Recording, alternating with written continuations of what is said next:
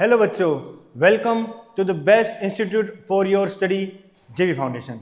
My self Priyansha and I will teach you the one of the most easiest and finest subject is called chemistry.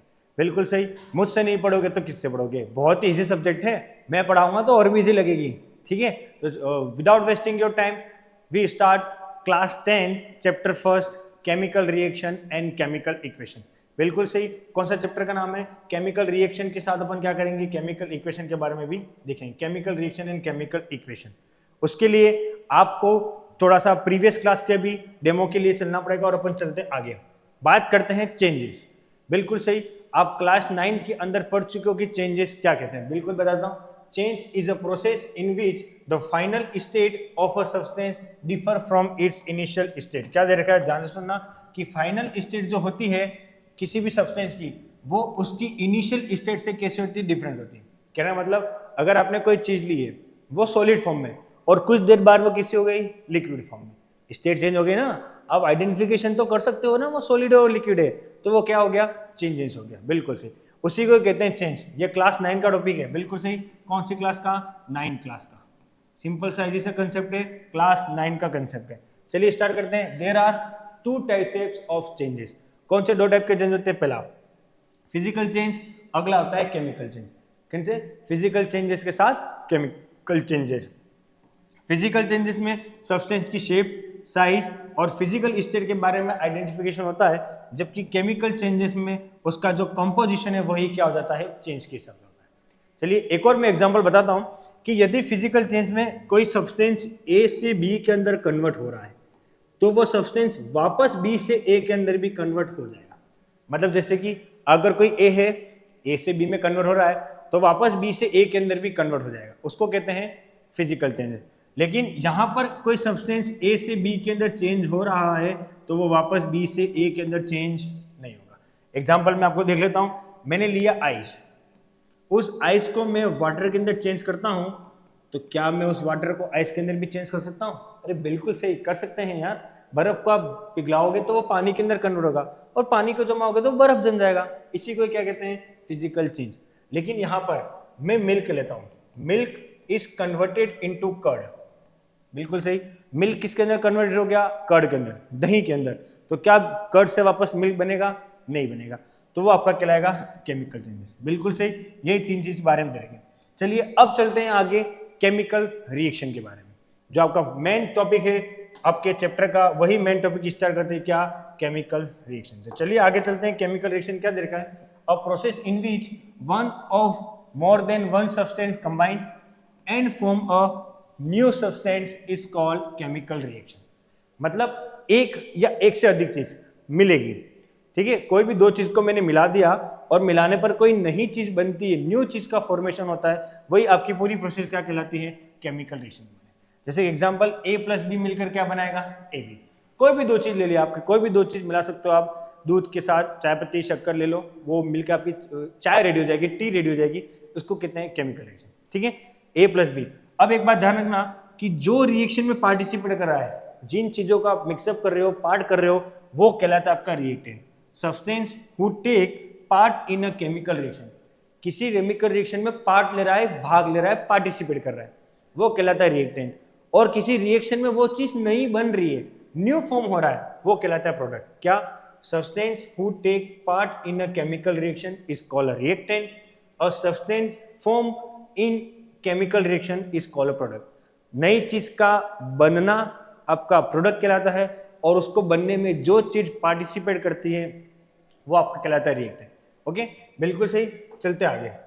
अब observation ये देखनी है कि कैसे पता चलता है कि केमिकल रिएक्शन हो रही है नहीं. मैंने तो आपको बोल दिया, जीन कैसे आइडेंटिफिकेशन करोगे? बड़ी बड़ी लैब्स में, बड़ी बड़ी फैक्ट्रीज में आइडेंटिफिकेशन कैसे होता है? तो उसके लिए 4 ऑब्जर्वेशन दे रखी. पहली ऑब्जर्वेशन, चेंज इन कलर. बिल्कुल सही. क्या दे रखा है? कलर चेंज होगा. मतलब ब्लैक लिया है तो थोड़ा रेड, रेड लिया है तो पिंक, येलो लिया है तो व्हाइट, व्हाइट लिया है तो ग्रे, कुछ भी चेंजेस कलर हो सकता है. मिल्क लिया आपने, मिल्क का कलर कैसा होता है? व्हाइट. टी का कलर कैसा हो जाता है? हल्का सा चेंजेस होता है. तो बिल्कुल सही, उससे आपको आइडेंटिफिकेशन लगेगा चेंज इन कलर. ठीक है. अगला क्या है? Change in state. इसका एग्जांपल ये रखा है कैम्फोर. कपूर की भट्टी, कर्पूर गौरम, जो अपन आग जलाते हैं उसके बाद जो करते हैं वाला, बिल्कुल सही। किस फॉर्म में होती है? सॉलिड फॉर्म में। अगर आप उसको जलाते हो तो डायरेक्ट किस में चेंज हो जाती है? गैस में। जो ब्लैक ब्लैक धुआं निकलता है एकदम, ठीक है, ब्लैक ब्लैक जो निकलता है वही आपका क्या कहलाता है? गैस। वो कैम्फोर ही होता है, बिल्कुल सही। तो चेंज इन स्टेट। अगला, इवोल्यूशन ऑफ गैस, किसी चीज से गैस का क्या होना? बाहर निकलना। गैस क्या होगी आपके? बाहर निकले। जैसे कि खाना, अपन घर में खाना बनाते हैं, कुक फूड करते हैं, तो सब्जी रखते हैं या कुछ भी रखते हैं, तो थोड़ी देर बाद उससे क्या होती है? गैसेस बाहर निकलती है, जिससे अपन को पता लगता है कि खाना बन रहा है, ठीक है। उससे तो आइडेंटिफिकेशन करते हैं, गैस बाहर निकल, धुआं बाहर निकल रहा है, तो वो क्या कहलाता है? Evolution of gas. और लास्ट क्या है आपका? चेंज इन टेम्परेचर, कि टेम्परेचर में क्या होगा? चेंज होगा। अगर कोई टेम्परेचर जो सब्सटेंस ले रखे हैं, कोल्ड है तो वो थोड़ा सा हॉट हो जाएगा, हॉट है तो वो थोड़ा सा क्या हो जाएगा? कोल्ड हो जाएगा, गर्म है तो ठंडा, और ठंडा है तो गर्म। इन चार चीजों से आपको पता चलता है कि आपकी केमिकल रिएक्शन क्या हो रही है? विल बी अकर या स्टार्ट, ठीक है। केमिकल रिएक्शन विल स्टार्ट या ऑब्लिक अकर। इन चार ऑब्जर्वेशन से आपको आइडेंटिफिकेशन हो सकता है कि चीजें आपकी केमिकल रिएक्शन क्या हो रही है? स्टार्ट हो रही है। चलिए फिर चलते आगे की तरफ। क्या दे रखा है? अब बात करते हैं इंपॉर्टेंट का। बहुत ही एक इंपॉर्टेंट चीज मैं आपके लिए लेकर आया यहाँ पर। क्या है? Example of chemical reaction in daily life, कि जो जनरल लाइफ है, आप जो रोजमर्रा की जिंदगी जी रहे हो, उसमें कौन कौन से एग्जाम्पल है जो आपके केमिकल रिएक्शन के अंदर आते हैं, ठीक है। तो पहला एग्जाम्पल क्या है? Rusting of iron. मैं हिंदी में भी लिख रहा हूँ, क्यों लिख रहा हूँ? क्योंकि आपके एग्जाम में जो ये 1 मार्क्स के क्वेश्चन पूछता है, वेरी शॉर्ट टाइप, ठीक है, वेरी शॉर्ट टाइप के अंदर ये बहुत ही आपका क्या है? इंपॉर्टेंट है। जितने भी वेरी शॉर्ट टाइप के अंदर क्वेश्चंस आपके एग्जाम में आएंगे, उसके अंदर आपका क्या है? ये इंपॉर्टेंट है। तो उसी के बेस पे अपन चलते हैं और मैं आपको इंपॉर्टेंट बताता हूँ। पहला एग्जांपल आपके क्या है? रस्टिंग ऑफ आयरन का। कौन सा? लोहे पर जंग लगना, बिल्कुल सही। जैसे कि कोई ताला है, एक लॉक ले लिया, उस लॉक को एकदम फ्रेश लॉक को आप लगाकर बंद कर दो, 2 महीने बाद 3 महीने बाद देखना तो उसकी सरफेस किस हो जाती है? खुरदरी, वो ताला बराबर से खुलता नहीं। फिर उसके अंदर अपन ऑयल डालते हैं, थोड़ा पेंट वेंट करते हैं, तो वो ताला अच्छे से शुरू हो जाता है। तो उसी को क्या कहते हैं? रस्टिंग ऑफ आयरन, बिल्कुल सही। क्या कहते हैं? रस्टिंग ऑफ आयरन, लोहे पर जंग लगना। अगला, फॉर्मेशन ऑफ कर्ड। इसका एग्जाम्पल मैंने आपको पहले ही बताया कि दूध, मान लो दूध क्या होता है? फट जाता है। अब अपने घर पे मम्मीज वगैरह क्या करती है कि उसको वेस्टेज नहीं करके उसको जमा कर क्या करती है? कर्ड के अंदर कन्वर्ट कर देती है। किसके अंदर? कर्ड के अंदर।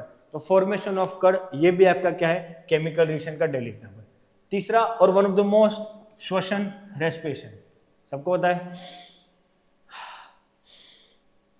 अपन जो सांस टेक करते हैं और बाहर निकालते हैं, ह्यूमंस भी करते हैं, एनिमल्स भी करते हैं, और पेड़ पौधे भी करते हैं, ये सभी क्या करते हैं? रेस्पिरेशन का काम करते हैं। तो वो क्या कहलाती है? वो भी केमिकल रिएक्शन करती है। और लास्ट, डाइजेशन ऑफ फूड, भोजन का पाचन, ठीक है। आप जो खाना खा रहे हो, मुंह से खाना होता हुआ टंग, उसके बाद यहाँ पे आपके सलाइवा से होते हुए, स्टमक से होते हुए आपके शरीर से क्या हो जाता है? बाहर निकल जाता है। तो ये भी पूरी प्रोसेस क्या कहलाती है? Chemical reaction. तो ये 4 एग्जाम्पल आपके लिए बहुत ही इंपॉर्टेंट है, ठीक है, जो आपके 1 मार्क्स वाले क्वेश्चन हैं एग्जाम के अंदर, उसके अंदर पूछता है। जो आपके वेरी शॉर्ट वाले जो होते हैं उसके अंदर पूछेगा क्या?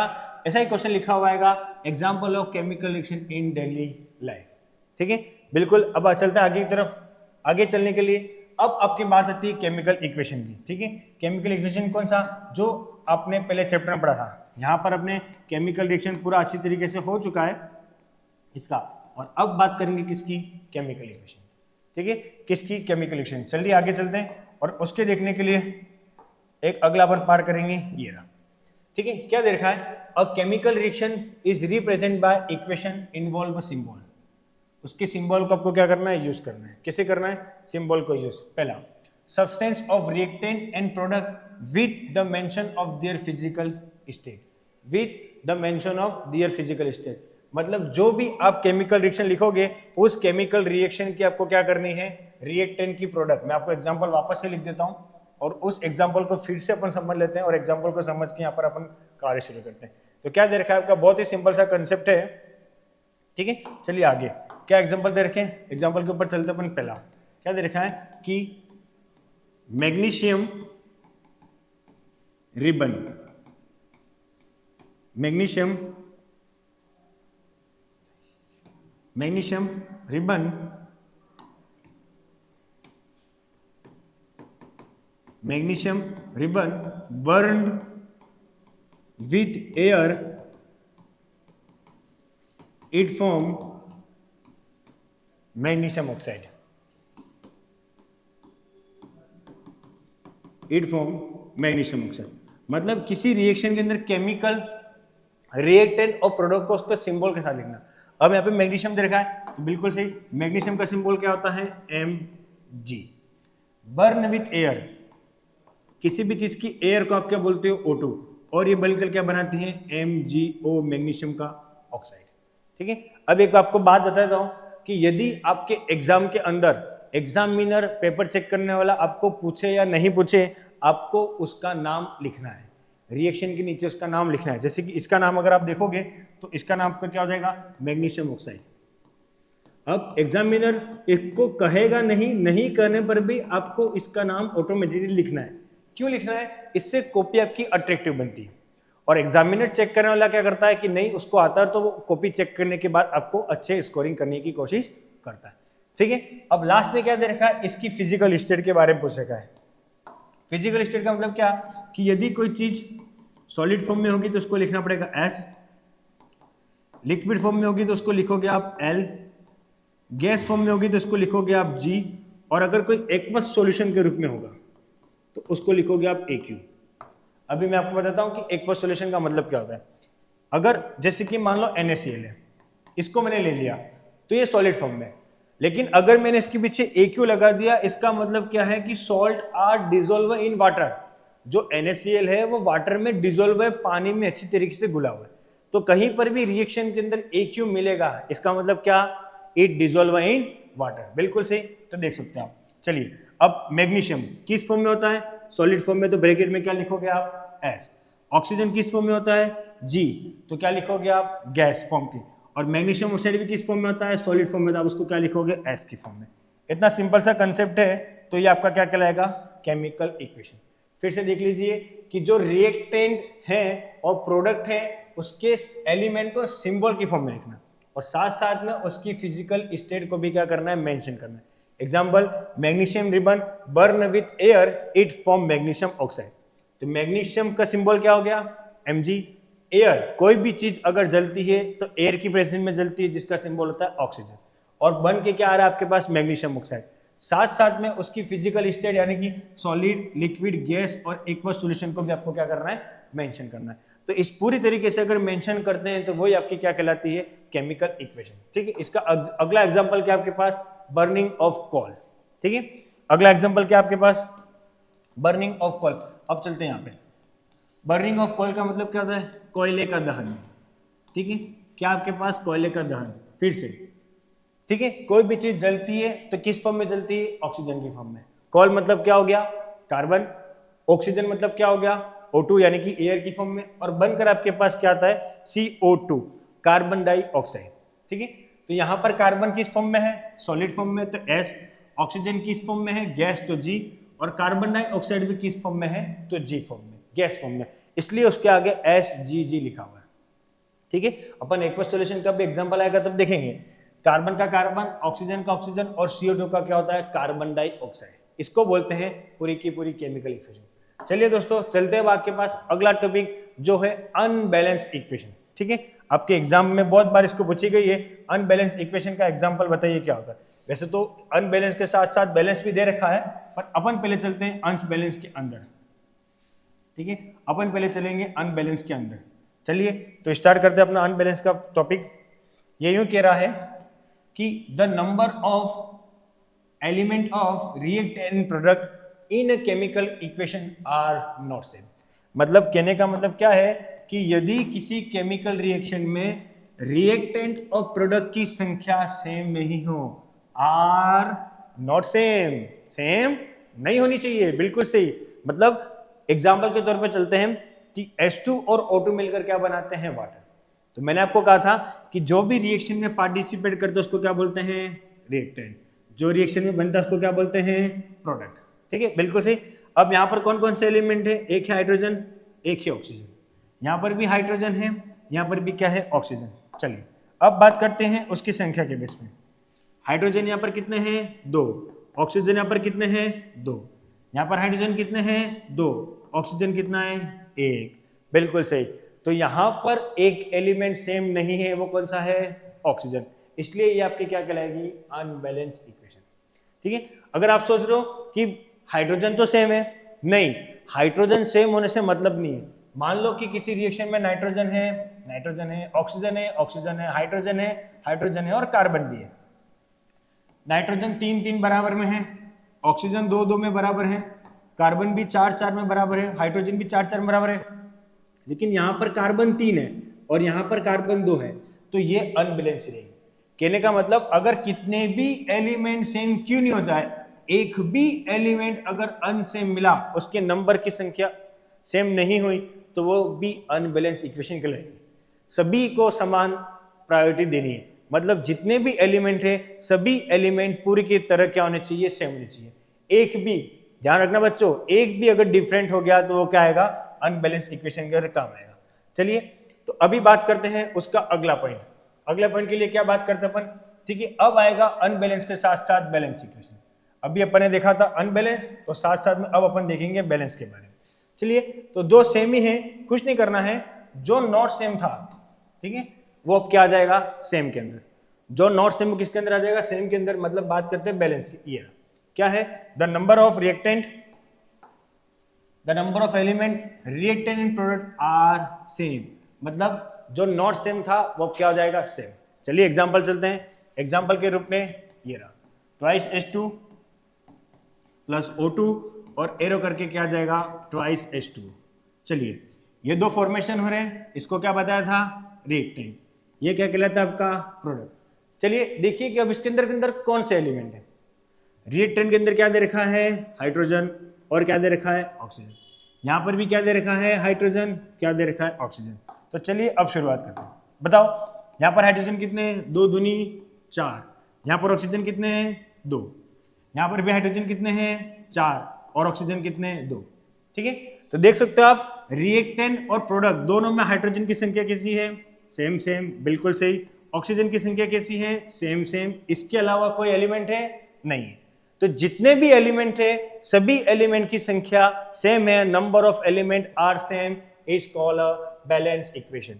और मैंने कहा था कि एक भी अगर सेम नहीं हुआ तो क्या हो जाएगी, अनबैलेंस। अब आपके मन में एक सवाल आ रहा होगा कि सर आपने तो यहाँ पर लिखा है H2 प्लस O2 के साथ H2 और यहाँ पर आपने लिखा है ट्वाइस H2 प्लस O2 के साथ ट्वाइस H2, ऐसा क्यों? तो वो अनबैलेंस थी, ये बैलेंस है।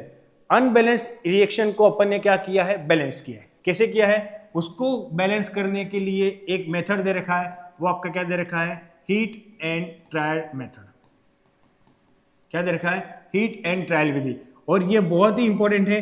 क्यों इंपॉर्टेंट है, क्योंकि 1 मार्क्स के अंदर बहुत बार आपको पूछा गया है, ठीक है, कि ऐसा कौन सा मेथड है जिससे आप अनबैलेंस इक्वेशन को बैलेंस कर सकते हो। तो कौन सा है, heat and trial Vidhi. Heat and trial method है, ये इंपॉर्टेंट है, ध्यान रखना, 1 मार्क्स के अंदर बहुत बार पूछा गया। अपने आगे हीट एंड ट्रायल मेथड को भी पढ़ेंगे। चलिए, अब एक बात और कि why we do need a balance chemical reaction, कि किसी भी केमिकल रिएक्शन को बैलेंस क्यों करना, ठीक है, ऐसी क्या जरूरत पड़ती है कि हम उसको बैलेंस करें। तो इसके लिए एक लॉ होता है, वो लॉ कहलाता है law of conversion of mass. आप पिछली क्लास में इसको पढ़ चुके हो, लेकिन फिर से बता देते हैं कि mass neither be created nor be destroy in chemical reaction. मतलब अगर किसी मास को ना तो आप बढ़ा सकते हो ना ही कम कर सकते हो। फॉर एग्जांपल, यदि रिएक्शन स्टार्ट के पहले 20 ग्राम है तो आपको बाद में 20 ग्राम ही मिलना चाहिए। ये एक इक्वेशन का लॉ ऑफ कन्वर्जन मास कहता है। कौन कहता है कि मास को ना तो आप किसी भी मास को बढ़ा सकते हो ना ही भी किसी मास को डिस्ट्रॉय कर सकते हो, ना neither be created nor be destroy. तो इस call law of conversion of mass. इस वजह से हमको किसी भी इक्वेशन को बैलेंस करना जरूरी है। ओके बच्चों, तो आज की क्लास के लिए इतना ही। और किसी प्रकार का कोई भी डाउट हो तो आप मुझे नीचे कमेंट सेक्शन में बता सकते हैं, मैं उसका समाधान जल्दी से जल्दी करूंगा। और ऑफलाइन क्लास के लिए और अच्छे डेवलपमेंट के लिए और साथ साथ में टेस्ट सीरीज के लिए आप एनरोल कर सकते हो जीबी फाउंडेशन के नीचे, और आपको अदर डिटेल्स टीवी स्क्रीन के ऊपर मिल सकती है। Thank you.